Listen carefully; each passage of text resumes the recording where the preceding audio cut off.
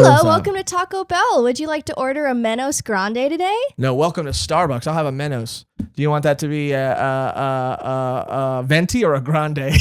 I want it to be. I forgot the Starbucks sizes. I forgot the Starbucks sizes. Hello and welcome back to another episode of Volume 1, the anime and manga podcast where we highlight and discuss a new series each week. But today we're back with more Dunkai, which means that my name is Josh Menos Grande Michaels. And today I am joined by Mehgan Shielding Flowers Perrine. Oh. Thank you guys for tuning into another episode of what we are calling our Dunkai series. This is going to be part 2 of Agent of the Shinigami, chapters 30 through chapter 70, leading us finally into Soul Society, which is the arc that I think is a lot of people's favorites, one that is talked about a lot when people talk about Bleach. But at the end of this arc, we do meet some very important characters and do get a glimpse into whole society, if you will. Things really change a lot in the second half of this arc. I mean, I think the first half is all set up. How do hollows work? How do, soul, reapers, Shinigami work? How, it's just kind of introducing you into this world. But then things really ramp up at the end of this arc. Powers are discovered and, important characters show up. How did you feel about the end of this arc? Well, we're getting into it. We're going to whole society. We're going whole society. Yeah, they kind of have to go through a hole to get through to the society, huh? Yeah, it's the only way to get there. You could say that, only way to get there. But yeah, it's ramping up. I am super excited. Ichigo finally not has a hold, but he has a better idea of his powers. I like that little training, montage that we got. And I am super happy with the reveals of like Orihime and Chad and like just all of them working together. That's what I wanted to talk to you about. In the last video, I said something along the lines of this being the point where we left off with Chad, being the point where I really started to understand what this series was and when the series really started to grab me. I also mentioned that there was a power and an ability that I didn't expect to see and that I thought was actually really, I mean, for me at the time when I consumed Bleach in high school, this was something that I had never really seen before. Didn't expect to see it in this kind of story, and was actually really into it. And I wonder how you felt about it. And it was really the revelation of Orihime's powers, and what that is, and how they even got them. I mean, it's kind of like Ichigo and Rukia, like how we get the reveal that it's not only Rukia's powers. He was able to awaken them through the being surrounded by Rukia. Also same with Orihime and Chad, so that was like really cool because it wasn't just because they just one day they got a powers. It's like no, because it was directly linked to Ichigo and then back to Rukia, so that was pretty sick. Yeah, it was really cool to see these latent abilities be awoken and how again they are a part of the souls of these people. Yeah. And they aren't, like you said, just these powers. And that's something I've always really liked about Bleach, to the idea of personifying power, right? And to give even their Zanpakutos, give them like names and give them not just names, but like their own, maybe not physical forms, but appearance. And, I know. I was confused. I was like, what? Who is this fool? And you're like, oh, that's him. Yeah. One of the coolest character designs, I think. Something about that guy is just cool, dude. I mean, he does have like a little bit of a Bono vibe, but he's got like a way cooler Bono vibe. But he's Zaddy too. He's for sure Zaddy. And freaking Bono wishes he looked like Zangetsu. He does. He really does. But that was such a sick reveal. I was like, damn. Because I was like, wait, is that like Ichigo in the future? And I was like, no, that's too much. Like, no, chill. And then I was revealed that because he never knew the name of it going into it. Now he's like, and that is what I said in the first video. And now that you're finally starting to get there, it's one of my favorite things about Bleach because it does have sort of this like what you get when you personify power, right? And even though Zangetsu and all of these Zanpakuto spirits come from within And even how Orihime's power explained to her that it was a part of her. But by giving them different appearances and names and their and making them their own sort of entity, it really is clearer and easier to see people's relationship with power and with their power, how they interact with, because it is on one hand easy to maybe show Ichigo in a different realm, but instead of Zangetsu, you get like a shadow form of Ichigo or something, which it's bound to happen. I mean, it is bound to happen, but we've already got Cone. Yeah, I mean, which is which is literally just Ichigo. But I think that like watching them all, and that's the cool thing too, you get to see all of these other characters, Zanpakutos too, their spirits too. So it's like once you get to know a character, there's like the reveal of them and their awesome, cool character design in the case of like Renji, who we finally meet in this half. But then like you wait and you wait and you wait and like Kubo knows you wanna know what their Zanpakuto looks like. Yeah, he's teasing you for sure. Yeah, and so you're just like finally, you'll get a chapter where they'll reveal not only its appearance, but they'll reveal like the relationship they have with it, or how they communicate with each other. And that's what I love about it. It might not be the same thing, but it goes back to that like idea of how in other cultures, like I've talked to you about this before, people look at genius, right? And I think like they say in like Western societies, a lot of times people think that genius, is them. But in other cultures, genius is this like, it's this like separate entity. And so it's just able, it's a way for you to have a better relationship, and just, I think it's just a better way to kind of like take a little away from the ego and say that, this is something bigger than me. This comes from this gift is coming from somewhere else and has its own sort of, it's a goddess of muse. Like it has its own sort of personality, and I don't know. It just takes all of the focus off of like me and puts it back onto just like the universe, I guess. And I don't know. It's very different, but just to see them all communicate with their, Zanpakuto, their spirit, powers, abilities, whatever. And on top of that, just getting to see their cool character designs. Yeah. I mean, I'm a sucker for it. And another thing I really like too is like, obviously we're going more into Soul Society and how it works, and like trinkles of, we've gotten it before, but how Soul Society isn't like the best place, and they kind of do some, questionable stuff. And even like Ichigo's kind of like questioning that too. Like, why did they do all that? Like, are they really that bad? And then we get to see a little glimpse of where, it is. And the people there too are a little sus and like kind of heartless. Like, that's the thing about being a, Soul Reaper is like this thing. I don't need these, trivial things in my life. Like, that's a sign of a good Soul Reaper is like having no soul. That doesn't make any sense. Yeah, dude. I mean, yeah, it's controversial, and it's more like soulless society. Soulless society, and it's just more odd. Like, more America. Yeah, more like America. Yeah, we're not making fun of we're making fun of ourselves. Yeah, we can do that. Yeah, we can do that. Actually, anybody can do that. No matter where you live, no matter who you are, you can make fun of America. It's a little laughable. It's crazy. Yeah, we're crazy out here. Huh? Yeah, I mean, we just do everything different because we just want to be different. Yeah. And, pick me attitude. Yeah, we're talking about, the self, and, sort of losing our sense of self or sacrificing our sense of self.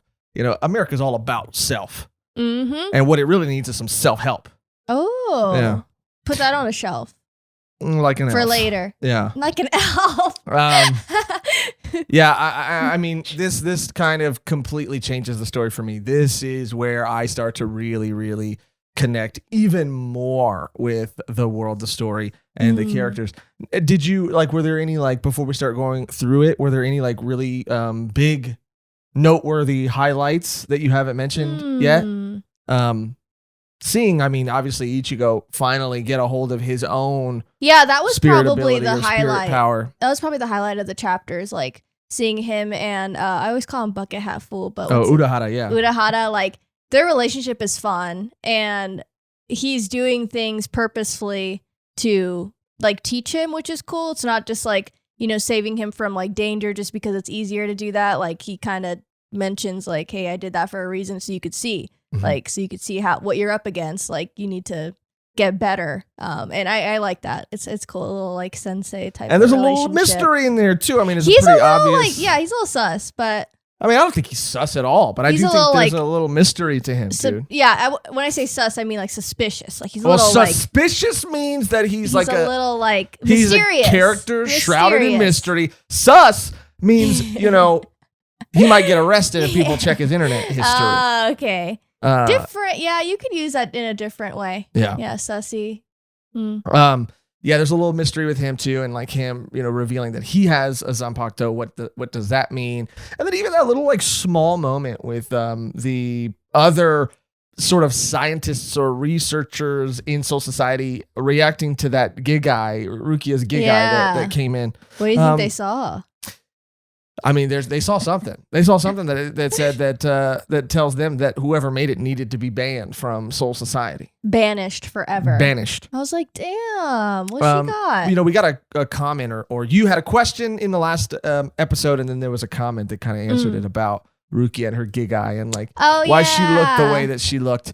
And basically the commenter essentially said like, yeah, this is something that just Kubo he kind of overlooked and just didn't really, either care to answer or forgot to answer or whatever. And there are, Bleach is an amazing story and one that I will always love, but there are a lot of those. When I said that I was going back and I was reading this similarly to the way that I would read like AOT again, like watching certain characters and their actions and seeing if things add up later on. There's more plot holes in a sense that start to rear their head, but it's still a fantastic series and it's still so much fun. Okay, let's just start going through it then. Where we left off was the reveal of Chad and his arm, which was awesome. Yeah, and for me personally, you never really had to strong arm me into liking Chad. Okay. Chad might be one of my favorite characters of this like core group. I mean, if we have Ishida, Orihime, Ichigo, I mean these are the and Chad, the main four. Yeah. I mean, I might outside of Ichigo, I might go with Chad, dude. Chad's pretty sick. Orihime's starting to grow on me more and more.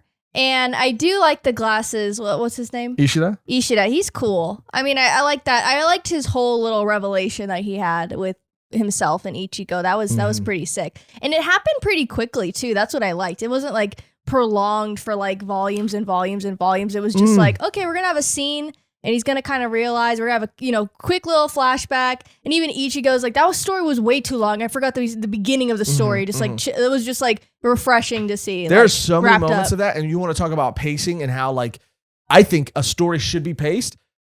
Even the training montage, like Orihime, Chad, Ichigo, they all get these new abilities. They need to train to find or be able to control these new abilities. And it goes through. Like they figure it out over the course of like 4 or 5 chapters. Yeah. And then they're like, okay, we're ready to go. Yeah. And I'm like, damn, that's how you do it. It's none of this like, volumes or arcs of like them trying to figure this stuff out. It's like, all right, let's keep going. Let's keep moving. And you're right. The flashbacks were super, just to the point. And I really thought that this was paced really well. There was another moment too where a character said like, I don't care. Like, I don't care about like, this being explained to me or how this works or whatever. And it was just, I feel like just the author telling the readers why he doesn't think it's necessary to explain these things. And I think it works here. And I thought that I noticed the same thing. And I thought that it was great because it kept moving. This is so easy to read and continues to be so easy to read because like it's nonstop. Yeah. There's never like a time where I feel like I'm just kind of like, I don't know, like I'm stuck in the same place for too long. No, yeah, it's super easy. And like we keep saying that because it's just like literally we had like 3 or 4 volumes roughly. And it was just like, or like click on Viz, like click. So it was fun. Yeah. So we just left off at that reveal and then Chad's able to defeat that hollow pretty easily. And, just the humor still gets me. He is protecting one of Ichigo's sisters, and he's defeats the hollow and then just like gives her a thumbs up. Yeah. I mean, he's just such a cool guy. Do you think he's just like the most uncool dad guy? Yeah, she's like, okay, that's such a played out thing to do. Yeah. And then he just falls to the ground and he's like dead. And she's like, what the heck? He's like, oh, I'm glad you're okay. She's like, you're not okay. You're not the one who's okay. Yeah. And then he like says like, oh, her kicks are exactly like Ichigo's. And there's a joke that they like play back to later. And this is what the thing about it is, like, humor, right? Mm-hmm. Humor for the sake of humor can be funny. But humor, like when you're telling a joke through the voice of a character, or that sort of like also like clues you in onto this, not just who this character is, but the way that they think and the way that they process information. Like that to me is like a joke on top of like character building. I mean, it's just like, I love when a joke can do that, can do those things. And so there's a joke later that is so funny because it's funny, number one, and I think it needs to be funny first. And number two, it just like gives you a peek into Chad's mind and head and just shows you how he thinks. And it's so funny. Do you remember which joke I'm talking about? Yeah. It's so funny. And just in case we forget to say it, I mean, he's thinking back to this moment and he's trying to, because, you know, they meet somebody who tries to tell them like, you need to remember like who you're trying to protect. And he's trying to remember Ichigo's sister. So already like he has a terrible memory or has trouble picturing things. And so he's like, well, she has kicks like Ichigo. So I know she had like a short black hair. I know she looks exactly like Ichigo, just a girl. Yeah, I know she was wearing like a baseball hat or something like that. So you see the hair with no face. You see the hat. And you see him like putting all these things together. And then the one panel is just like the hair and the hat, but the face is like empty. And then he just fills it in with Ichigo's face. It's so funny. Yeah, Ichigo with like makeup and then he like laughs at himself. Yeah, it's so funny. And where he was like, what? And he's like, yeah, nothing. Another reason why Chad's the GOAT. So yeah, and he does that pretty easily and pretty quickly, Orihime's at school with her friends, Tatsuki and Chizuru, and they see Orihime sees a huge hollow on top of, I think it's like the gym or something, and is trying to play it real cool. She's a Miruko-chan. Yeah, Miruko. Sure. Yeah, Miruko. You're having a hard time today, Miruko? Huh? I thought it was Miruko. Miruko. Yeah. I mean, I could be wrong. No, you're getting better at it. I'm the one who's struggling now. It's just because I was a huge fan of that series, and I know you hated it, but I didn't hate it. I mean, you were pretty vocal about. I mean, it's so crazy. It's so crazy. You were so vocal about the scene where the ghost was groping her friend's titties, but yeah, that was intense. And you're telling me that Dragon's Maid season 2? Okay, we're gonna get too sidetracked because we can talk about that all day. We can talk about that all day. Anyway, so yeah, she's trying to play it cool, and this Hollow's ability, every Hollow has different abilities, is to like shoot these things, these like seeds into its prey. Yeah, I don't like to fight. I just like to shoot seeds out of my head. Like, okay, then do square up. Like, yeah, I mean, I do feel like this is just like, you know, your average guy.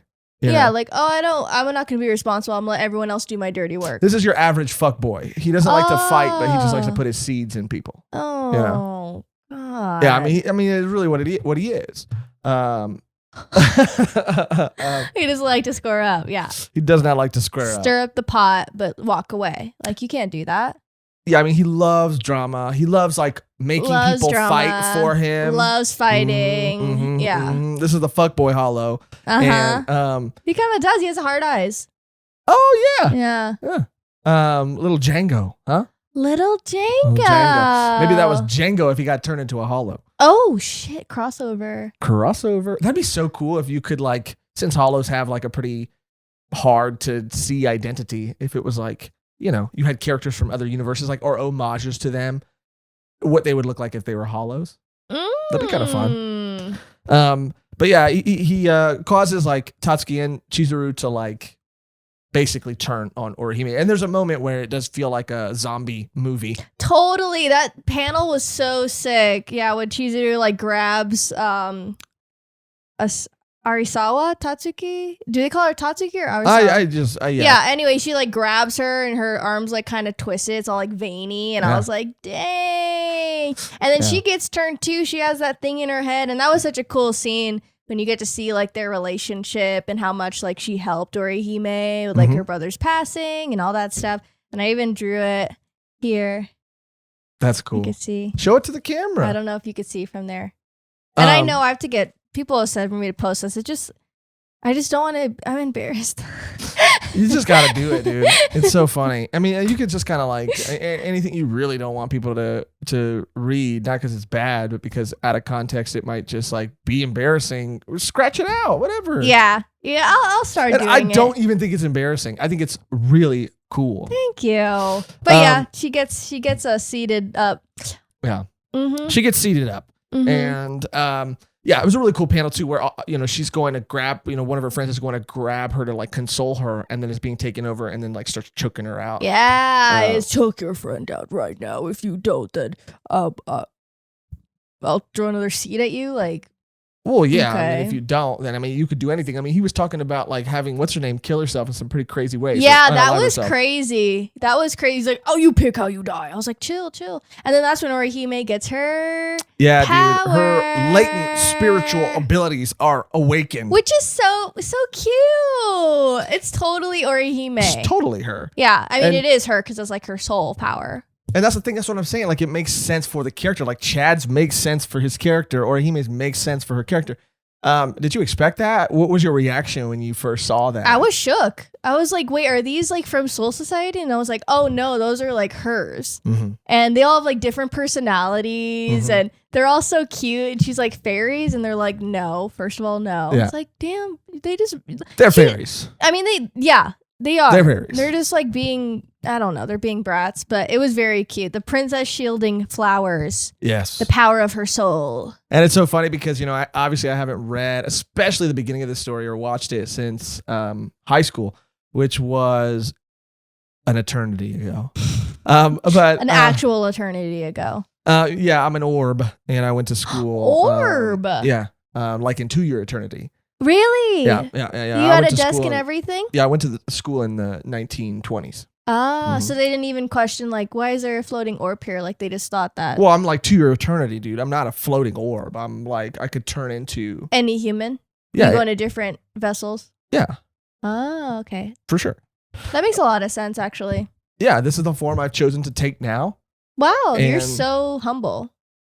Yeah, I'm humble because I decided to take this form. Yeah. Like, I could have taken a more handsome form. You could have taken, like, I don't know, Arnold Schwarzenegger. That was a little sneak diss that you threw in right there. Maybe it wasn't even a sneak diss. That was crazy. Like, oh, wow, that's so, like, that you chose to possess or take that form. Wow, that's so, admirable of you. You're here on volume 1, the greatest podcast of all time, so you're doing something right, Orb. Thank you. I don't even know who you are. No, I don't even know who you are anymore if you're an orb.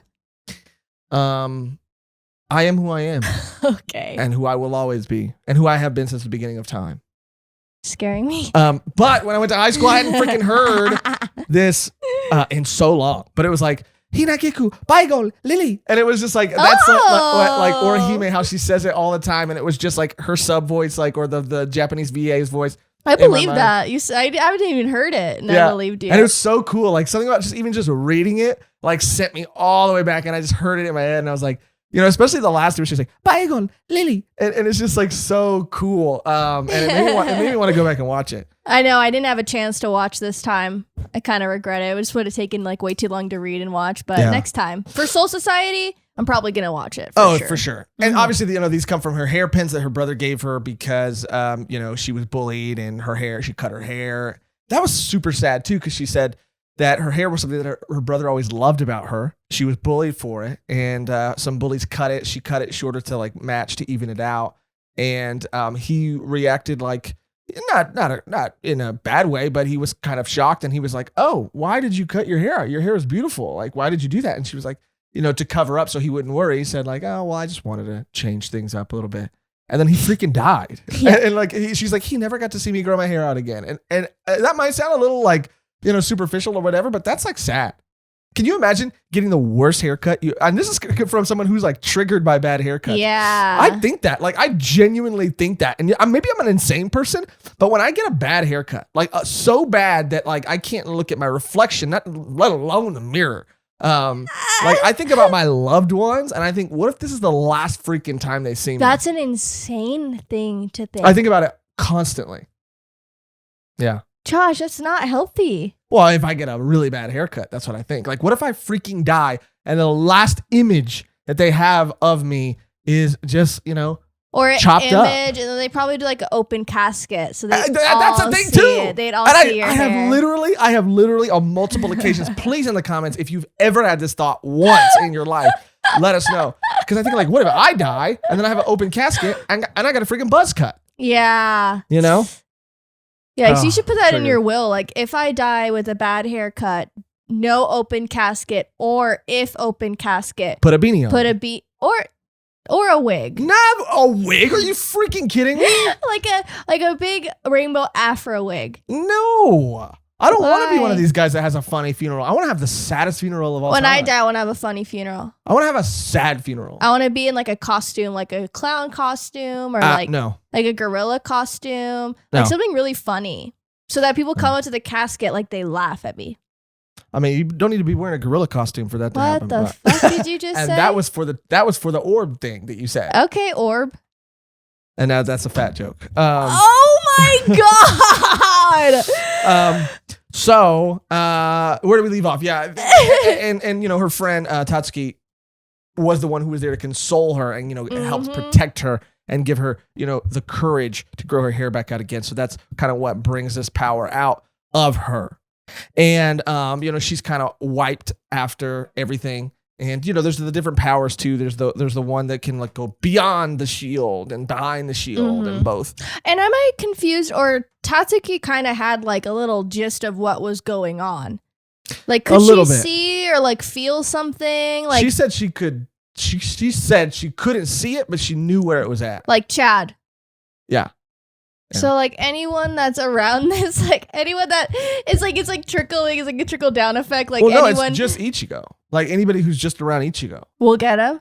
Well, I mean, if they have it them. in themselves, yeah. So like, yeah, I guess like his sisters, and I mean they have like she's already had it, but was that the reason why? Like, well, that's the thing. I mean, Ichigo's spirit power is like a faucet. And it's like a faucet. Yeah, I remember that. That was very important. It's like a faucet that never turns off. Yeah. Leaky faucet. A leaky faucet. Bad for the wallet. Leaky faucet, bad for the wallet. Yeah. Yeah. I like that. That's when I'm making a plumber business. And that's going to be my Well, it would be good for your wallet then. Yeah, but leaky faucet, good for my wallet if you were a plumber. Yeah, but I want them to fix it so they don't have to spend more money in the long run. Okay. All right. Yeah. So yeah, I do think that anybody, if they have these abilities, are awoken, but I don't think that everybody's going to necessarily get like Chad level or Orihime powers because some people maybe just being able to see them is as much as they'll ever be able to do, which is kind of unfortunate. Yeah, but not all people want to see all that. Even I forget his name, Bucket Hat. Oh, Urahara, yeah. Urahara, he's like, now you have these powers. You could choose to do what you want with them. You could walk away. You could pretend you never, even had this conversation. And I feel like a lot of people out there have that, and they're like, I'm just gonna kind of just not even like a Miruko-chan, like Oh yeah, Miruko. Yeah, she's pretty funny though, dude. And she actually, without giving any spoilers away, she has some stuff that she's dealing with. Yeah. And maybe we'll see her eventually in Bleach. Yeah, she'll become a Shinigami. Yeah. But Urahara basically gives them that choice to help him. He's like, here's a key. You can open the door. You can lock the door. You can do whatever you want with it. But you got to decide because it's going down right now. Because they're still also dealing with, and the reason Chad was protecting, who he was protecting, Ichigo's sister and Orihime, the whole thing. The reason all this is still happening is because of what Ishida did when he challenged Ichigo. Which was a dumb boy move. It was a dumb boy move, and I think any other character, that would have been a non-redeemable action. But his backstory and his reason was really solid. It was really solid, but just like the more it went on, I was like, you are such an idiot. Like, whatever. It doesn't matter. Even Ichigo's like, we'll have this conversation later. Yeah. Which was funny because I was like, that's how I feel as a reader. I'm just going to throw this all away until we can deal with it later. Or even don't deal with it. It's fine. Just get through, survive. Like, it's fine. Yeah, and it kind of cuts back to them. And, Ichigo doesn't really even know anything about the Quincy's yet, but he's starting to be Rukia is starting to explain it to him. Mm-hmm. And she's telling him that it's the balance of the universe. And so, heavy stuff. Yeah, there are things that I think I remember correctly, or I'm processing or reading correctly. But it seems to me as though, there's the spiritual, there's the like soul society world, and then there's our world. And when you die, your spirit goes to soul society.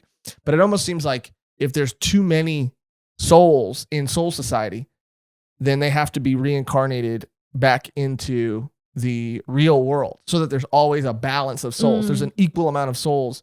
To fill the holes. Oh, yeah. You got to have one soul per one hole. Oh, not two? Whatever you do in your free time. You just made a lot of people's day right now. Some people are going to have to go on a 30-minute lunch break, if you know what I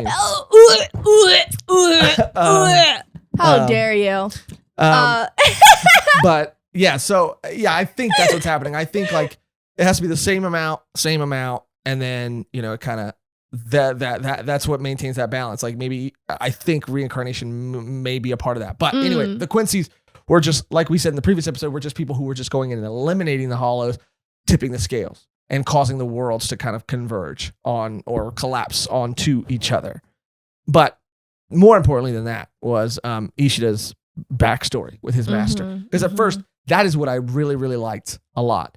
Ruki is explaining to Ichigo all this stuff about the Quincy's and that the Soul Reapers were the ones that ended up eliminating all of them. Terminating them. Yeah. Committing a genocide. Wiping out a people. Yeah, that was crazy. And then he was like, oh, they're kind of bad. Yeah. And so he goes really up to Ishida after, you hear this history. And Ishida's like, I don't care. I don't care because of that. Like, I care because of what happened to my master. And he tells the story of his master and how his master was also like Ishida at a time and like didn't care and just wanted to work harmoniously with them and said like, yeah, you guys show up late all the time. Which is a valid concern. Yeah. Like more hands on deck. Like, why is that not a bad thing? I mean, I know it tips the scale, but it's like... In a weird way, it's kind of like cops and vigilantes. It really is. Or it's like cops and firefighters. Well, yeah, but I mean, firefighters, everybody agrees that firefighters are just like way cooler and better. Superior. Yeah, that's what I'm saying. It's like, but yeah, I don't know. And we find out later that they kind of they have like abilities that like are like magnets, like they're like negative and positive. Like that was really cool too. Well, yeah, I mean, so yeah, then you learn kind of that like Soul Reapers, they have this like inherent spiritual power. Yeah, and they draw it out from within themselves to produce their Zanpakuto and do the things that they do. Quincy's take it from all over. Yeah. Like it's like in the air and it's in all living things or whatever. And they kind of take it in and use it for their weapons. But yeah, really cool. Really cool. Quincy's are awesome. Yeah, Quincy's are awesome. And then, the whole backstory happens. And you could say it wasn't a coincidence that they were there when the tear happened. I like that a lot. Thank you. Really solid. Really solid. But yeah, the backstory is essentially, and I think why I liked it so much is because, it is like cops and vigilantes in a way. But he's trying to say like, look, I mean, we can help and we can work together. And I'm not like, because I think he was one of the only survivors too. This was after the genocide or the, erasure of these people. Yeah. Yeah. And so he was like, look, I'll do whatever I got to do to help. And he ended up dying because he was trying to fight this hollow and the soul. It's like he's like 5 hollows. He was like, it's like 4 or 5 hollows on one man and he wasn't like strong enough or whatever. And they showed up 2 hours late, which sounds like the freaking cops, dude. Yeah. It's too late.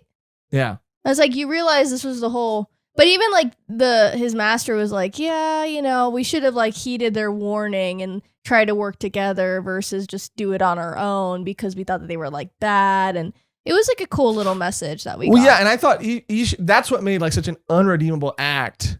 I was able to empathize with it and able to forgive Ishida for doing something so crazy because his reasoning was like, he said like, I just thought that like the next time I saw us, he doesn't have a lot of interactions or hasn't had a lot of interactions with Soul Reapers since that day. Mm-hmm. Ichigo was kind of the first one that he had seen and encountered since that day. Like searching for them, yeah. Yeah. And so what he wanted to do was he's like, it was less about the challenge and more about like proving the worth of a Quincy and proving that Quincy's are capable and proving that Quincy's can do what you do equally as well, if not better. I also don't want to sacrifice anybody or let anybody die. I'm not going to, do that. I'm not going to let that happen. And it was a little deeper than that. I'm kind of paraphrasing, but I really was like, you know what? You did a bad thing, but I get why you did it. And it makes sense why it happened. And even Ichigo's thing was like, after everything, he's like, after you're telling me this whole long story, like you said, that I don't even remember the beginning of, he's like, after everything, like, you still like don't want to work together. You're complaining about your master, but it seems like all your master wanted to do was to be able to work Quincy's and Shinigami to be able to work together. Yeah, and then Bleach. Ichigo says again, like, oh, my mom died from hollows. I don't want anything bad to happen. It, breaks my heart to see them. And that's kind of like in line with what his master told him. So he sees his master in Ichigo, and that's when he kind of decides, like, okay, I'll work with this guy. Yeah, and he says, like, the way he says it too, I love it, man, because he just says, he's like, look, I'm not Superman. He's like, I'm not Superman. I'm not going to be able to save everybody. He's like, yeah, but I also don't want to use my powers just to help the people that I can, hold. Mm-hmm. I want to save and help as many people as I can. And the way he says it is just like really, it's like a cool guy way of saying it. And then he says something about like, yeah, now, like, we can still hate each other and fight, especially since like it'll be easier, like something like it'll be better fighting back to back or something with our backs turned to each other. And then that's like such a cool reasoning. And for because you always see the two people with guns like back to back, like bow, bow, bow, bow. But for him to be saying like, yeah, well, we can hate each other and not have to look at each other, and it kind of works because it would help fighting back to back. I mean, it was such an awesome excuse to do this like cool thing that has been done a million times before. It's like posing, when the people in the sitcoms, they like pose back to back and stuff. Like, I don't know. It was just so cool. And then they end up, working together, but they start to see all the hollows kind of converging on this rift that's opening up. And there was like a cute little Berserk reference. I don't know if you caught that. It might have not been, but I kind of took it as that. I don't know. Probably not. Maybe I'm just like Berserk on the mind all the time. Probably, yeah. But he just goes like, what a Berserk way to fight hollows. And he's just like in the middle of all the hollows with a big sword, and he's like cutting through all of them. And I was like, no, I don't think that's a Berserk reference. What do you know? A Berserker is something that existed before Berserk. A Berserker is like a type of class within fantasy. So if you're like have a Berserker armor, a Berserker, that existed before. No, but just like the term Berserk. No, but he said, well, you fight like you're fighting hollows off like. Well, that's how Berserkers fight. They all fight like that, or and he said like you're fighting like a Berserker right now. Like it was with an ER at the end. I wrote because. Oh, I thought what a Berserk way to fight hollows. I mean, even if he said Berserk, I don't think it's a Berserk reference. Yeah, I just looked into it. Sorry. But don't be sorry. But I wouldn't argue that maybe the size of Ichigo's sword is a Berserk reference. Because he's got a huge freaking sword. Yeah. Maybe. And maybe not. Maybe not. But yeah, the balance of the universe, the backstory, back to back, converging, and then Menos Grande. Hello, welcome to Taco Bell. Would you like to order a Menos Grande today? No, welcome to Starbucks. I'll have a Menos. Do you want that to be a venti or a grande? I want it to be. I forgot the Starbucks sizes. I forgot the Starbucks sizes. That sounds good though. That sounds bomb. Get some like ground beef in there. You get some cheese in there. It's I thought you were still talking about Starbucks. Oh no, I'm talking about Taco Bell. We talk about Taco Bell a lot. Please sponsor us because we mentioned it probably like 4 Taco times. Bell sponsorship. You got a comment saying like, you guys mentioned Taco Bell way too much, or like you guys mentioned Taco Bell a lot, and I was like, it's cheap, It's everywhere, and it's not bad. It's pretty good. Yeah. Yeah. I mean, it's amazing. It's authentic Mexican cuisine. Yeah. It really is. At us. Yeah. This was cool too. So the Menos Grande shows up, and it's obviously pretty grande. Pretty big. And it's like laughable. He's like, this is so funny how like big it is. that was cool. Like he's like, I'm laughing at how huge this thing is. He's like, there's nothing we can do. Yeah. I mean, we just have to fight it. But it's a hollow that has lived for a very long time, that has consumed other hollows, and this thing is gigantic, and it looks a little different. It looks a little more ominous. Like something about it does feel like a little like soul eatery, you know? Totally. I think there was like a witch that looked like this. Yeah, it looked. It feels like Yeah, there was like something like a similar vibe, but this thing is huge, like huge, skyscraper huge, and they don't know how they're going to be able to fight it. And Ishida kind of realizes, because he's like he tries to stop Ichigo from being reckless and just like holding his blade out or like trying to hack and slash everything. And he realizes, like, he's like, oh my God, he touches Ichigo's sword, and then his bow gets like huge. Yeah, his bow gets huge. His bow gets huge. His bow gets huge. And he realizes that Ichigo's like that faucet, that his spiritual energy is just flowing constantly, nonstop. Like people usually, are able to like mediate it or turn it on and off, and he's not, or doesn't care to, or doesn't have to, and he's just not even running out, which Ishida's like, this is crazy. But it gives him an idea, and it's to literally like tie the sword to his head while I Ichigo's thought that was holding it. so funny. So cute.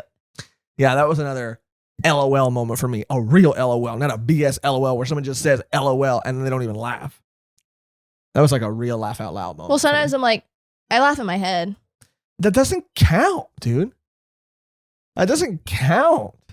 Should I write like ha ha ha instead of LOL? Just write like, yeah, probably. Yeah, ha ha ha is better like than literally laugh out loud. Because laugh out loud means laugh out loud. And you just said, I laughed in my head. Yeah. You can ha ha ha in your head, but you're literally saying laugh out loud, like out loud. You know what I'm saying? So it should be like LIH. Yeah. Oh, yeah. LIMH. LIMH. Laugh in my head. Laugh in my head. Laughed in my head. LMIMHO. Laugh in my head off. Oh. Yeah. Long. Probably won't catch on. No. But yeah, this is a big boy, and Rukia's kind of like stressing. Rukia's like, this is Menos Grande, and they're like, ¿Qué pasó? And they're like, Menos Grande, get ready. You're about to go. It's about to go off right now. Ichigo, you can't do shit. Like we got to call the higher ups. Like we can't do this. We can't handle this right now. And that's when I think Urahara and the gang show up too to help out. Yeah. Ururu Sumagi. She's so cute with that big ass like cannon gun. Cute. Like sick as hell. Like she's strong. She's sick. Yeah, she's sick. Awesome. And her and the Sidro looking fucking kid. Yeah. He's cool too. Jinta or something like that. Yeah. But they show up to help out. And Rukia's like, yeah, we can't do anything. And Urahara like binds her, and he's like, you gotta sit this one out, and you just gotta watch, and you gotta do it for you and for him. I was like, yeah. Well, that's what I was like, what is he up to? I mean, immediately, you get the sense that he's like, you're gonna interfere, you're gonna hurt yourself, and you need to see what he's actually capable of, and you need to let him see what he's actually capable of. And yeah, dude, he, him and Ishida have this plan, but he goes off on his own because this like beam is it's endangering like civilians, and he stops it with his sword, which is crazy. But then because of it starts to not necessarily like the way I read it is it's not absorbing this beam's energy. What it's doing though is it's causing his faucet. It's like putting something clogging his faucet a little bit because he's having to like use all of whatever to block this thing. And then the moment it stops, it's like if the water, it's like a hose, I would say, more like bending a hose or whatever. And then the moment you free it up, it just like bam, like goes out, and he like slices up the entire length height wise of this hollow, this Menos Grande. And everyone's like, And everybody's like, what the heck? Yeah. And that too, like he pretty much does this and then goes, okay, great. There's no way this is not going to get back to the higher ups in society. And Rukia's like, oh, fucky. She's like, fucky, yeah. Shooty. Yeah. And then shooty. And then we get a little message saying like missing person and criminal. Mm-hmm. Well, because Rukia. Yeah, that was funny too because and just real quick too, the way that you should have explained all this happening, he's like giant magnet pulling particles out of sand, and I was like, what a super specific way to describe something. I mean, even from a writing standpoint, I'm like, I'm impressed, Kubo. I'm impressed. Oh, I'm constantly impressed. Really by his writing too? Yeah, it's hilarious. Yeah, it's just amazing. But when they're going to clean up after, because the Menos Grande kind of retreats like a little curtain behind the sky. Yeah. And bye. When everybody Urahara and the gang are helping him clean up, like the Jinta Isidro guy like kills a bug, and the bug had like a little camera in it. Yeah. You saw that? Mm-hmm. And that's when they're like, criminal alert. And I was like, what'd she do? She did. I mean, she gave a human Soul Reaper Shinigami powers, dude. You can't just be doing that. Yeah, she kind of did, huh? And she stayed there for too long. And I thought it was a really cool moment too when I don't want to forget this, when like because of all that spirit energy that Ichigo Zanpakuto was like wonky and wibbly wobbly. Oh yeah. And it was going to kind of like tear him apart because it was like, again, like, just like his faucet had been clogged and it was all starting to come out. And so Ishida's just like absorbing it and shooting it off and absorbing it and shooting it off. And that was like hands are like breaking and like getting all scratched up. I was like, oh my God. That is so cool. Because I mean, it's just like you said, just the opposites of their abilities plus their relationship up until this point. I mean, that's all you can do. Like he knows he's also not really helping, but he's just, he is helping. Yeah, he's helping. He is helping, but he's also just like, this is all I can do. Like, I don't know. And like, it was just really cool because he, there was a consequence. There was a price to pay. Mm-hmm. I mean, he really jacked himself up doing that. But yeah, then it shows, the hunters setting out after Rukia. And I really like Mr. Yoruichi. Oh yeah, Mr. Yoruichi. And he's just like, they're so funny, the dialogue. He's like, they're here. He's like, we could talk about this before or after your milk. I was like, so sick. Guys. So sick. Is this just a cat? I literally wrote, I was like, oh shit, we got fucking Binks up in this bitch now. Yeah, Binks or what's the one from Sabrina? Oh, I always forget his name. Oh, how do you forget the cat from Sabrina's name? Ah, shoot, it's gonna bother me. Shooty. The cat, Sabrina, the black cat from, it starts with an S. It starts with an S. It's not like Sebastian. Cat name. Salem. Because of the right. Salem witch trials. You really got it right when I pulled it right up. At the that was buzzer, crazy. Right at the buzzer. But yeah, we see who it is. Your boy, right? Who? Your guy is introduced. Who's my guy? Oh yeah. How could you forget? I thought you were talking about something else. But yeah, my boy, Aburai Renji. So sick, such a cool character. And I was really interested to reread and kind of find out all over again years later, sort of like how his character was introduced, just knowing the course of, what he goes through as a character. Like I was really curious to see if I remembered correctly or if it, or just to see how he was and acted when he was introduced.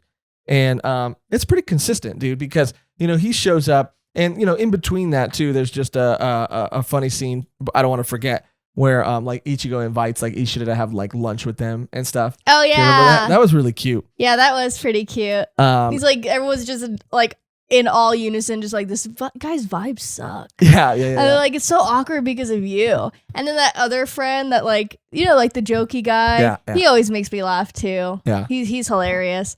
But he's like, he's like, tell a joke, say something funny. And he's like, oh, I don't, on the spot. Funny. But then his friends even see like, oh, these guys are very similar. Yeah. They're exactly alike in a lot of ways. And then that's when like Rukia like leaves that note and she's like running. And that's when Renji and Byakuya arrive on the scene. Rukia's bro. Yeah, Rukia's brother. And I want to say like about Renji's character, being consistent because at first when he kind of pops up, he's kind of an asshole. Yeah, he does seem a little hole-ish. Well, yeah, I mean, he's from Whole Society, so of course he's going to have a little hole in him. Asshole Society? Yeah, he's from Asshole Society. Oh my God. Mm-hmm. There's Glory Hole Society, there's Asshole Society, there's Donut Hole Society. I want to be a Donut Hole Society. I want to be a... You want to be at the other two. Oh, I could be at both? Yeah. Okay. Shit, hell yeah. But he is a little bit of an asshole, and that's why at first when I, read his introduction again, I was like, oh, this is kind of like strange. Interesting, yeah. And but you do see over the course of just the remainder of this arc, you do see that he is like he does care about like he isn't this like heartless. No. If anything, her brother is more heartless than he is. And yeah. He's like in there later on just being like, come on, like we're gonna try to get this reduced. We're gonna try to see what we could do. Yeah, I know. And he's like, this won't happen. He wouldn't let that happen, but and Rukia's like, ha, yeah. The only way he wouldn't let it happen is if it meant he could do it himself. And I was like, damn. Yeah. But when they show up to kind of get her, it's so funny because Ishida shows up again too, and he's all bandaged up, and he's got a little bag, like a sunflower bag. Yeah, he went to it was like sunflower sewing shop or whatever, and he got stuff to make a dress or like a shirt or some kind of garment, and they're like, you idiot, and they like slap it down. They're because he's four like, eyes. Yeah, because he's basically like he comes out there with the bag, and then Rukia's like, why do you have a bag, like a sunflower, like, bead bag? And he's like, oh yeah, I was just buying these beads. I definitely didn't just grab the first bag that I had lying around my house and just put random stuff in it just so it would look like I was walking back from the store right now. I definitely didn't do that. Just because he says that he like sensed spiritual energy. So he's like faking it. Like he's like acting like he's out shopping. And it's just so funny because again, that is another joke that just like, it gives you more insight into Ishida as a character. So he's like, I don't want to just go out there and like stick my nose into everyone's business. Yeah. Like, I'm going to grab the first bag I have laying around my house, which then again, that's right. Yeah, it's a bag that's laying around his house. And then, I don't know. So funny. And he tries to help, but obviously he's a little overwhelmed. But we come back to Ichigo and calling behind the toilet. I fucking died. I fucking laughed out. I literally laughed out loud this time. It was so funny. He's just talking about his dad like took a massive shit. It's so funny. And just like he smelled like shit. Ichigo's like holding his nose, like so hilarious. And I think there's this line too where he says, and it's really interesting because I wonder, you're bored, you're tied up behind a toilet, you gotta entertain yourself. He's like, I was just trying to guess who it was based on like the sounds and the he's smell. like, I heard 2 tinkles and like a couple splashes from your dad. Yeah, big splashes. That was hilarious, and he tells Ichigo that like Rukia's not coming back. Like she's gone. She left for good. She left this note here, and it has like a little Tanuki riddle on it, which I thought was really, really cool. Yeah, they're like, cute. Here's a hint. I drew it too. Oh, little Tanuki. Yeah, you did draw. So funny, and they're like, what? But it was interesting that like I guess in Japanese that like nuki means without. So it translates to tanuki. So it's like without tas. So without the TAs. So it was like if you read her letter and you actually take out all the TAs, it spells. Yeah, that's cool.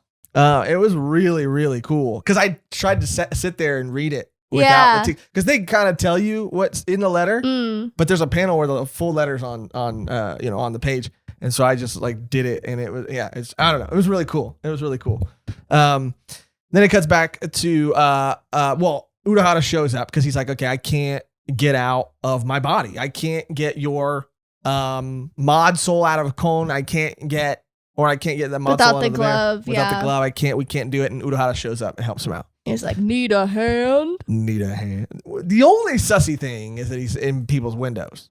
I mean, he could be in my window anytime. I'm not even mad at that. He could be in my window too. He really could. The only man I've ever seen be able to pull off clogs like that. Oh, yeah. Like pull them off. Clogs in a bucket hat. Clogs and a bucket hat? Dude, he was ahead of his time fashion-wise. He was.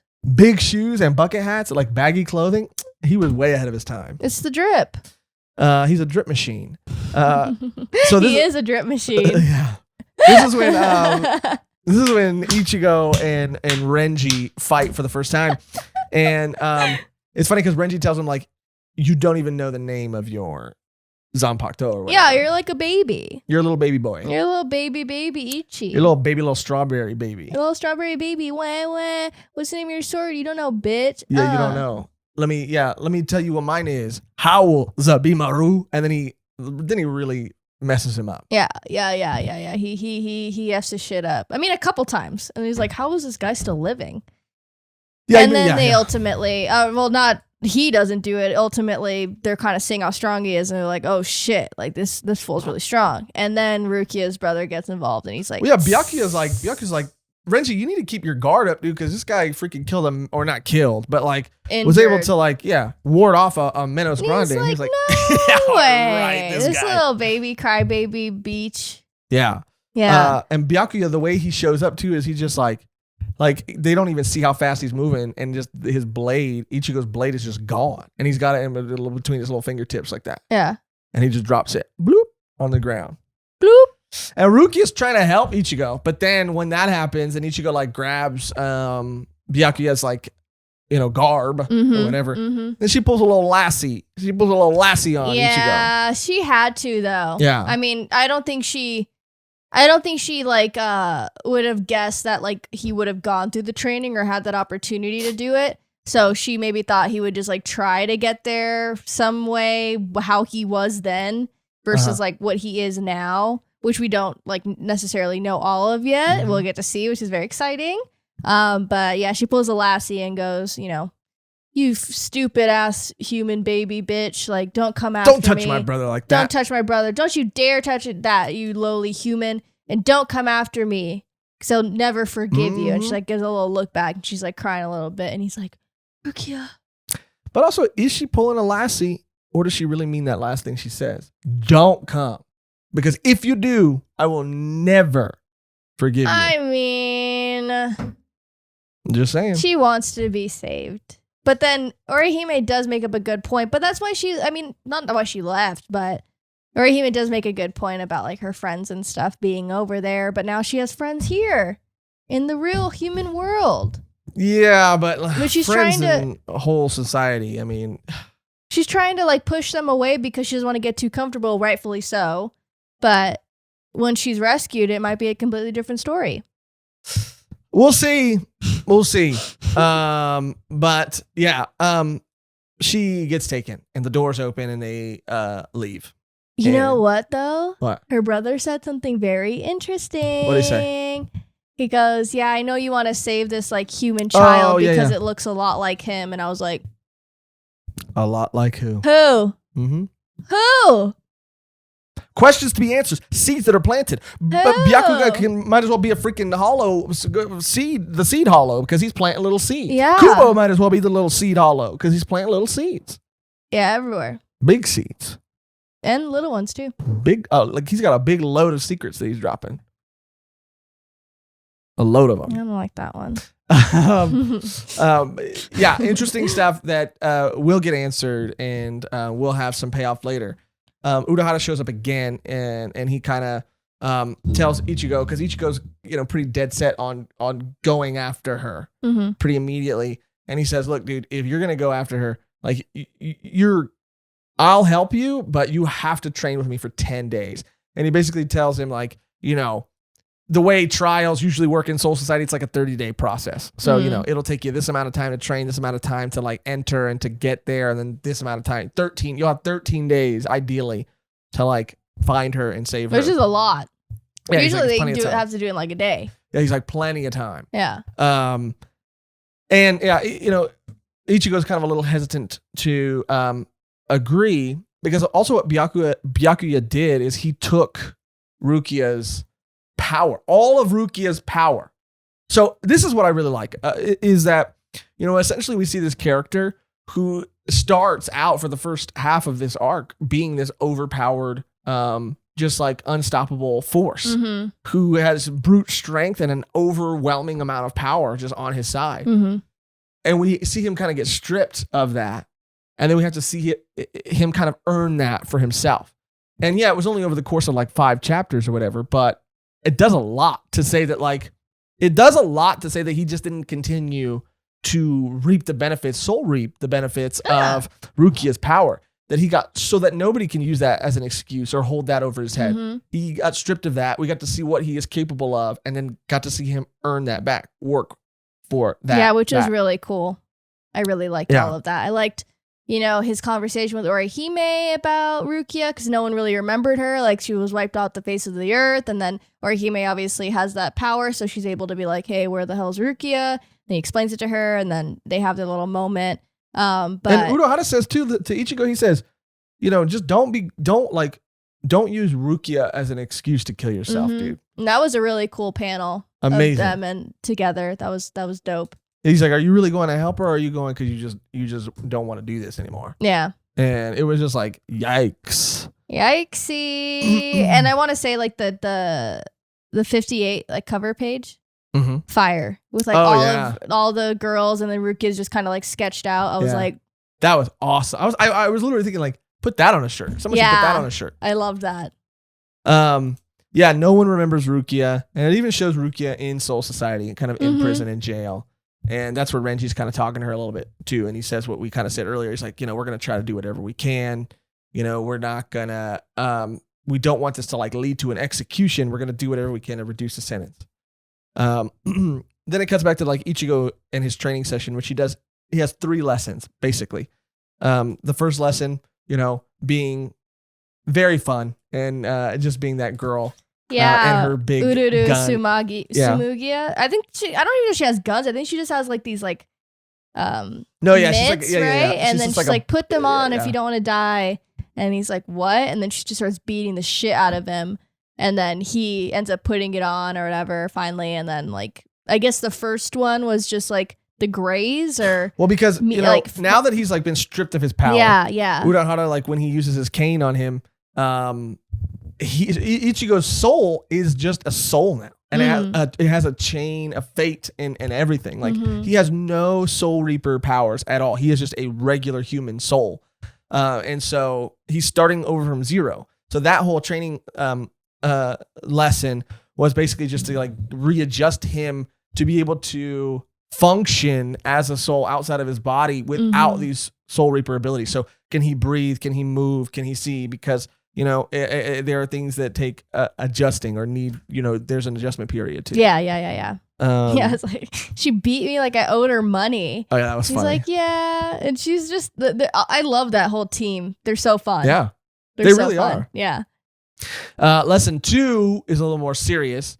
Lesson 2. A little more serious. He's put into, like, that was so cool too. It's fast, but the stakes, and this is just how this works or should work, but the stakes are getting higher and higher kind of every lesson, even though the stakes for the second lesson were maybe higher than the third in a lot of ways. Yeah, definitely.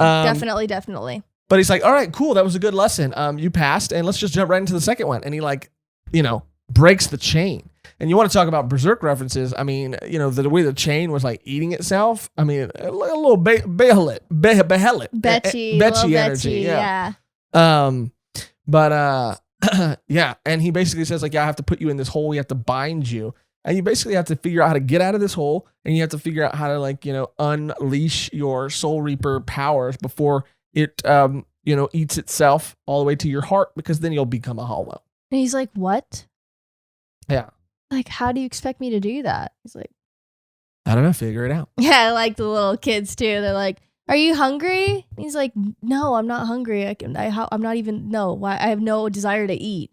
He's like, okay, well, just let us know, because if you do start getting hungry, you're probably becoming a hollow. But you can drink though. Are you thirsty? Do you want some spit? And they just start like drooling into the pit. Nasty. And he was just like, what the fuck? That was nasty. Lucky I wasn't there. Why? Shoot. Don't be spitting on people like that.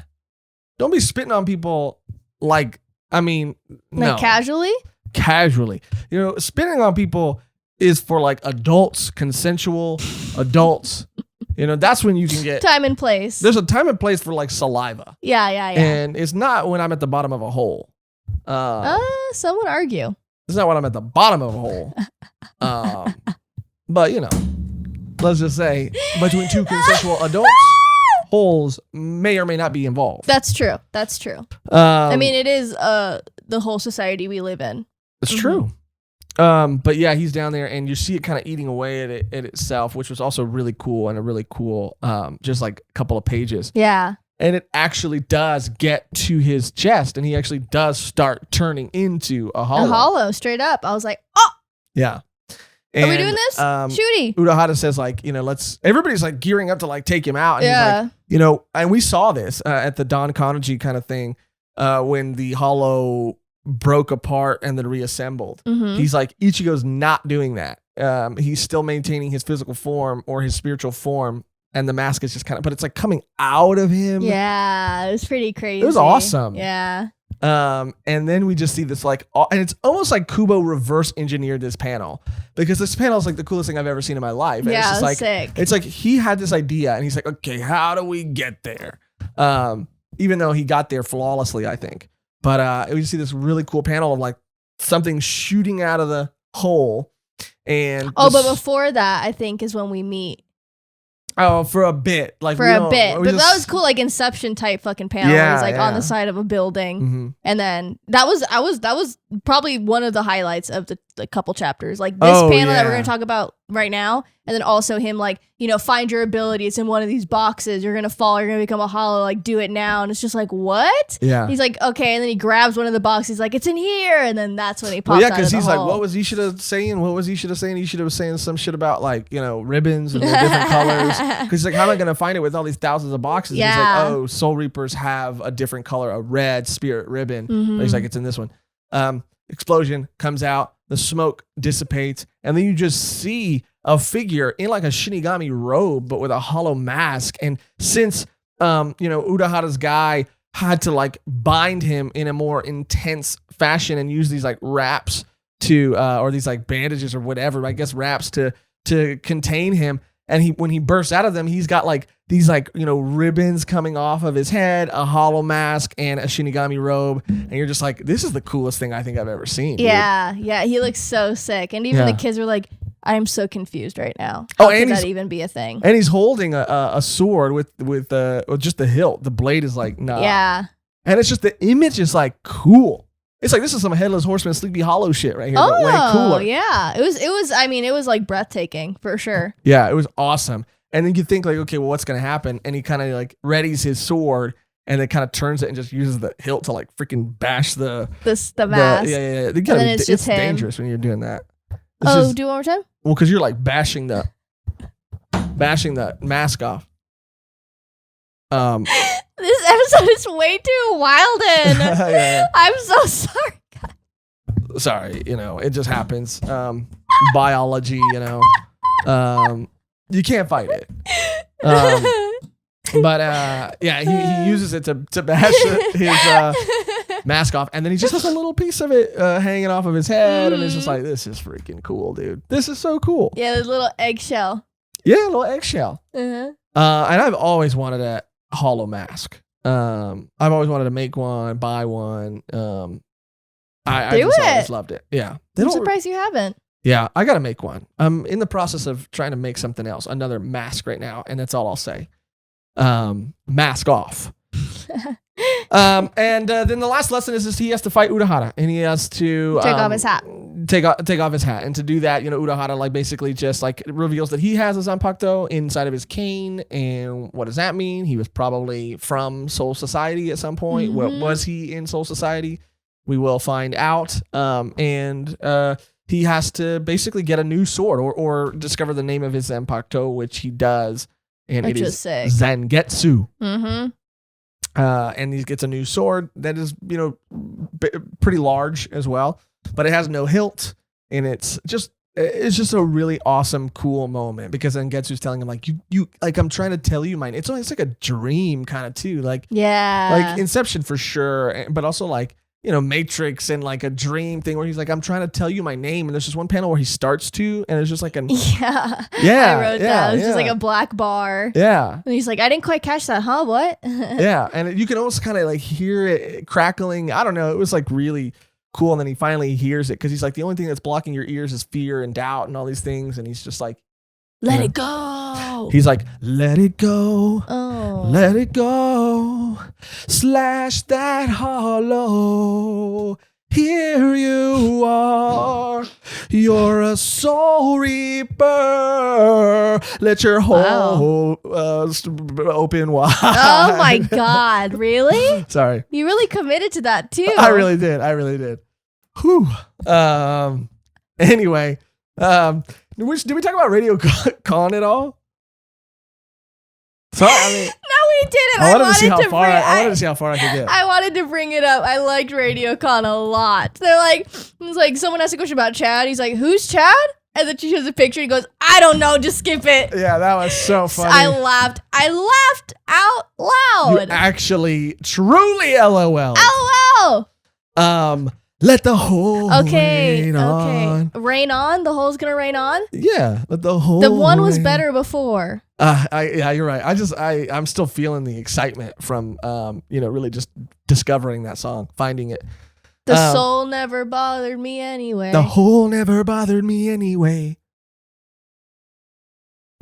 Anyway, so yeah, RadioCon was awesome. A little different than SBS because it's kind of like its own little comic. Yeah, I was about to say, I was like a little SBS-y, but yeah, it was like his own little comic, and you have like the characters like drawn out in little chibi versions, like answering the questions or whatever, and I thought that was like so cute. It's just like, because like manga always do that. They have question corners. Like a lot of them have question corners.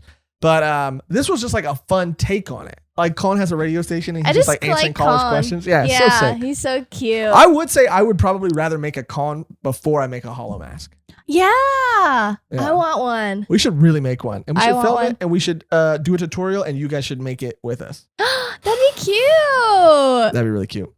Yeah, and just, real quick, while, all this is happening with Ichigo, Chad, Ishida, and Orihime are training. Orihime and Chad are training with Yoruichi, and Ishida's training under a freaking waterfall. Yeah.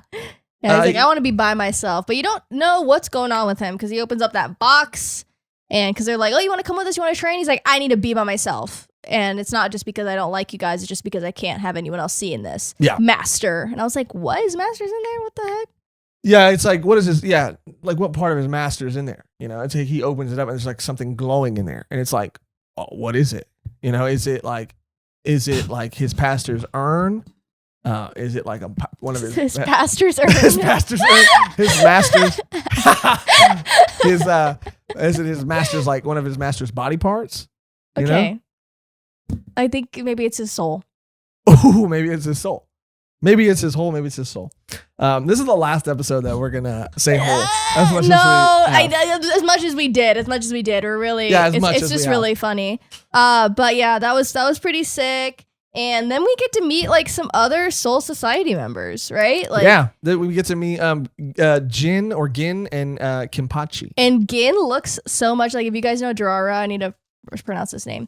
Like Walker Yamasaki from Durara. He has like really like light hair, but he has like the same face. And it just reminded me of him. I just wanted to say there's that. There's not always, but like this is an archetype. This is a character type, right? Like a very happy but like scary type of character. Scary happy. He kind of reminds me of another character from Black Butler too. Yeah. Even Kaiju number 8, there's one of the guys. There is. That has like a similar smile. And yeah, face. they're always there, huh? Yeah. Yeah. But Gin is a really, he's got a face that suits him. Yeah. Let's just say. Scary looking guy, and Kimpachi, I don't know if you saw, if you paid too close attention to him, but and that's the thing in Kuba's character designs, they're very purposeful, and he has a little his hair is kind of spiky and kind of like maybe it could be like braided and spiky at the same time. I don't know. I don't know. Maybe not braided, but I mean, I don't know, just the way that it is styled. But he has little bells at the tips of all his spikes. He's jinglinging. He's jingling.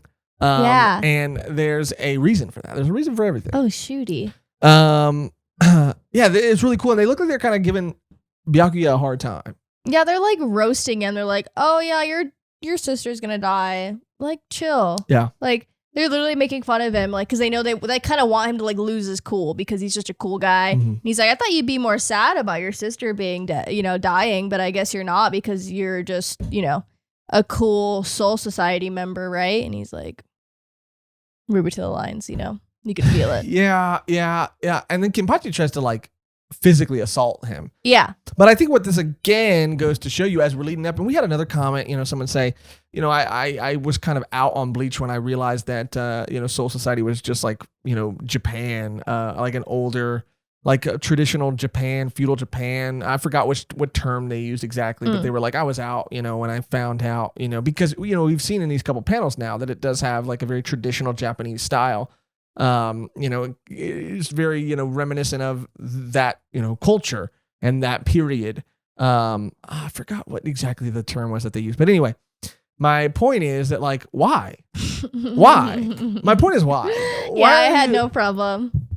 Like, it's just so cool. I mean, it's like obviously the way that they're dressed, like it'd be kind of weird if they were like in like some type of different world. Like if it was like all like clouds and like, I don't know. That's what I'm saying. You want them to be in clouds. You want them to be floating around, with angel wings. You want them to have like wings and stuff. Yeah, I didn't have a problem with it. I didn't have a problem with it. You want them to be in space? I mean, I thought this was a really cool, location, setting, era, place, aesthetic. Yeah, I liked it. For Soul Society. But yeah, then they kind of fuck off, and Jin's kind of like, yeah, I got this guy. We're gonna, sorry, bye. Sorry about that. See ya. They do talk about how they're commanders or they're generals or admirals or whatever, like royalty or like. Well, Byakuya is royalty, which Rukia is too. Oh, she was adopted into the family, so I don't know if she's by blood, huh? Yeah, well, I mean, I guess that she is by association. By name, because she is I think. Yeah, I think she's, she still gets all the same perks, because she was raised in that family. Mm-hmm. But that is the first time too that we've been let in on the fact that Rukia has like a little something mysterious in her past as well. Like, where does she come from, and why did this family this royal family, this noble family, like choose to adopt her or take her in? Mm-hmm. Couldn't be for nothing. But it's just a way to let you know that that there are ranks, that there is people within the ranks, there is fighting amongst them, and there are personalities, clashing personalities. And I mean, it's really showing you that like this is not a heaven or any type of heaven that you might have thought it was. It's a society. It's a society. Duh. That's what they've been trying to tell us this whole time. Then there was this nice little chapter before we get to the weirdos and the Gigai, which we already kind of talked about. The people who, they're probably really talking about Urahara too, where they're like, this guy who made this thing. Maybe they aren't talking about Urahara. I kind of forgot who made that Gigai. I did also like in between the chapters of the last volume, people that like miss Ichigo. Like all the people that are like talking about Ichigo and he's gone. It was so cute. And then we did get a little cute, obviously we didn't mention it, but like a cute little before he leaves. I was going to talk about that right after this, the people, talking about the Gigai, like sniffing her arm and like just getting really touchy with this Gigai. Yeah. And they look crazy. They do. They look like monsters. They look crazy. One guy, the guy with the horns, though, he looks really cool. Yeah. But yeah, it's something a little sexual about it too. He's like, give me that Gigai, let me lick it, Like he does not say that. I think one of them looks like he's about to lick it for sure. He's like, they brought it fully intact. I thought they were gonna shave the head or like shave the hair off of it, and they kept all the hair on it. And they're talking about the hair on her head, but also like hair grows in other places, dude. These are perverts. These are perverts, and they need to be stopped. What are they doing to Gigai? Giga or Gigai? Gigai. Yeah, they need to, they need to geek out of here. I don't know. I tried. There was like 3 other things I was gonna say. They need to get, and then like 2 of them could be misinterpreted and could have sounded kind of bad. Gig gone. Yeah, sure. I mean, that's What did I say? They need to geek out of here. Yeah. Oh, it's bad. Yeah. I like mine. Okay. Cool. I'm self-care. I'm just Self-care even when it's horrible. if you're not going to support yourself and if you're not going to freaking hype yourself up, then who's going to hype you up? No one's going to gas you up. No. Don't wait around for anybody to gas you up. Gas yourself up. And get guy out of here. That's yeah. But there was that chapter with the friends and everybody saying goodbye. Ichigo saying goodbye to his sisters and his dad, or Hime and Chad, everybody saying goodbye to their friends as well, and that was really sweet too. Yeah, they literally think they're gonna die. Oh yeah. It's crazy. Yeah. It's literally crazy. They're like, thanks for everything. I'm like, have some faith. They're going into an unknown world. They're going into what they believe to be some type of heaven, some sort of heaven dimension. And it's fighting freaking people upper ranks of. I'd be like, I would hug. I write a will. I'd hug I would basically say, if I'm never a coming bad back. Haircut. Yeah. No open casket. No open casket, and I'm never coming. If I'm going to Soul Society, I'm never coming back. Yeah. Because I'm gonna be freaking dead. The moment I step foot, an unknown dimension. Are you kidding me? So you wouldn't even put up a fight. You died immediately when I'd you stepped try, a foot. but in my mind, I'd be thinking I'm basically fighting the equivalent of it in my mind up until that point, like angels. I'm gonna freaking die. I'm gonna die, but I would still go to save, Mehgan, because you did something really illegal. And you got most of the time, yeah. Yeah, they caught you with some paraphernalia, or I don't know. I don't know what you did, but I don't really care what you did because me and I'm trying to think, our own volume 1 team are gonna go in there, and we're gonna rescue you, and we're gonna save you. Thank you. Yeah. Thank you so much. But it was a really sweet chapter. And what was kind of cool too, I don't know if you noticed this, but Ichigo's about to leave and he's trying to sneak out early in the morning and his dad gives him a little something that he says is like a talisman, like a good luck charm or something from his mom. And I don't really remember, how this really plays into anything, but I do feel like it's an important thing. For sure. It wouldn't have happened for no reason, Sometimes things do. Oh, okay. But not we trust Kubo and we trust good writers and good mangaka. But sometimes, in the hands of a bad writer, they could be like, oh shoot, I forgot. Damn, that was on what chapter again? I forgot. It was at the beginning of the story. I forgot. And after that, everybody kind of meets up. Chad, Ishida, Orihime, Ichigo, they all meet up at Urahara's shop, and Urahara has made this gate to Soul Society, and Yoruichi is there to guide them through the gate. And this gate is very dangerous. It's only going to be open for a certain amount of time, yada, yada, yada. It's going to be very hard for them to get through. Things are going to get tangled in. And I like, again... Yeah, it's pretty scary the way he's explaining it. Yeah. The time window.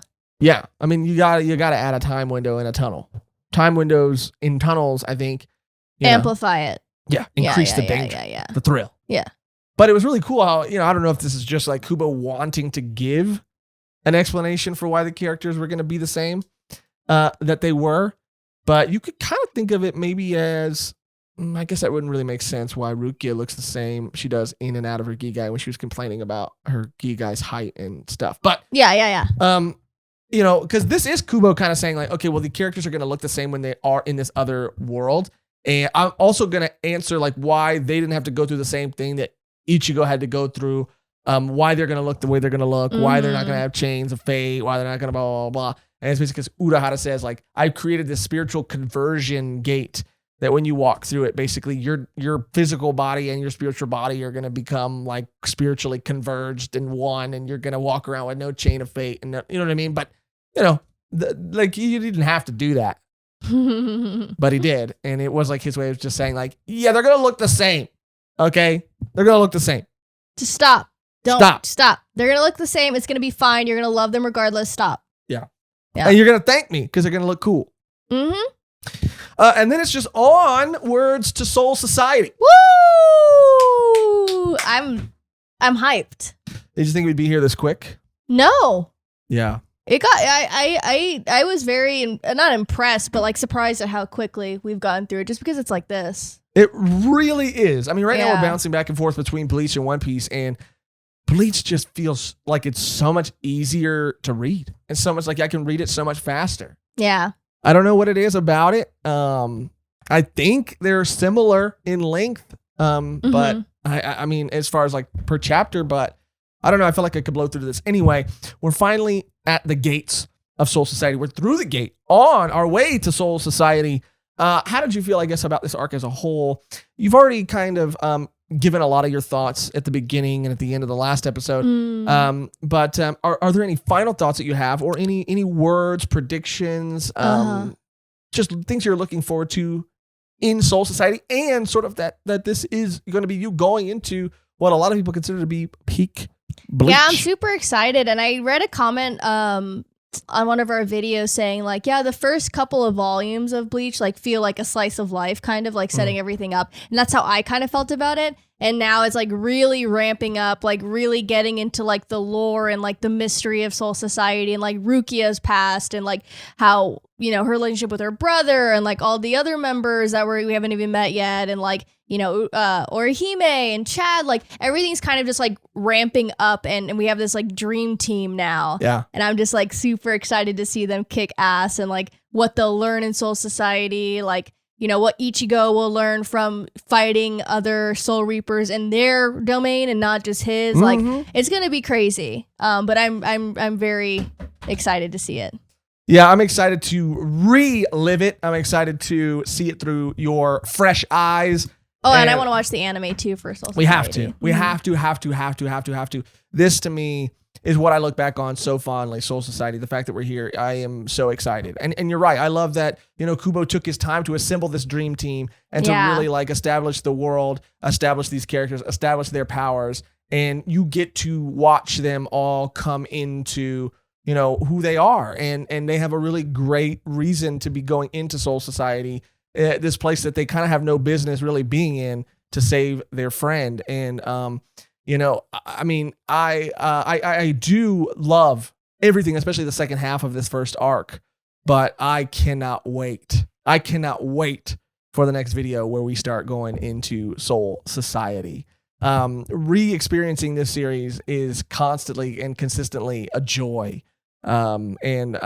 I just, you know, if you're reading this for the first time and you've decided to kind of go through it with us, or you're just re-experiencing it, either way, let us know, you know, your thoughts on, you know, the entirety of this first arc. And without spoilers, let us know your hype level for Soul Society, because it's going to be great.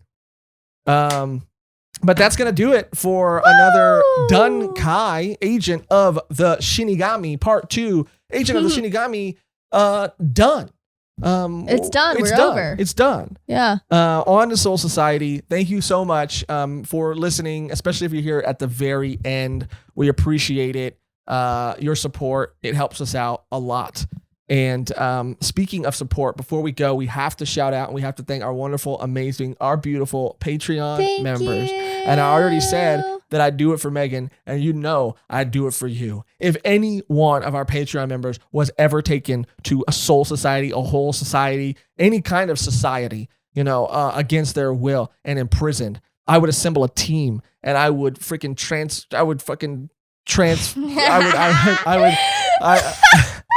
I would transcend dimensions, transcend time and space to save you. That's really nice. Yeah, because your support means the world to us. I mean, I would free you from your prison because you help free us from ours. You give us that financial freedom to keep making these videos and to keep doing this. And we could not do it without you. I mean, it's just that simple. We cannot do it without you. And thank you from the bottom of our heart. If you would like to become a Patreon member, and if you would like to get added to that list of people that we would go transcend time and space to save, and get early access to all of our episodes, usually 2 days ahead of time. And if you would like to get access to our exclusive bonus Patreon podcast, Volume 1 Extra, which in the last episode, we reacted to the Crunchyroll Anime Awards, and we try to do fun stuff all the time. If you would like to get access to that at our lowest tier, all of these things are available. You could do that by going to patreon.com/volume1pod, or by clicking join and becoming a YouTube member on this very video. Cool thing about YouTube members too is they get little icons by their names and Yeah, stuff. those are so cute. I love when I see those. And Mehgan, is there anything else that you would like to add? Yeah, so if you can't find it in your soul to support us financially, you can find it in your soul to do it for free. All you have to do is comment on any one of our videos and become one of the Algorithm Gang members. You can comment Algorithm Gang, you can comment a comma, and it acts as a free tip to our algorithm and to us, and it really helps us out and put us out there to the worldwide society. Yeah, it really does help. It helps so much. Yeah. View duration, liking, commenting, all of it really, really helps. And that's like Mehgan said, it's a free way to show your support. So thank you so much for however you choose to show that support. I think that's it. The only thing left to do now is to get out of here on our outro. That's always the same and never changes, which today, Mehgan, I think should be Let's go, Kubo! Let's go, Kubo. I like it. I like it a lot. It's just like in the spirit of like, let's go, like we're ramping up. Yeah, I really do like it. I really, really, really, really, really, really do like it. Okay, let's go. Or chicken noodle soup for the Soul Society. That's funny. That's funny. That's really good. But let's go, Kubo. Okay. I like it. Thank you, as always, for watching. Thank you, as always, for listening. And until next time, let's go, Kubo!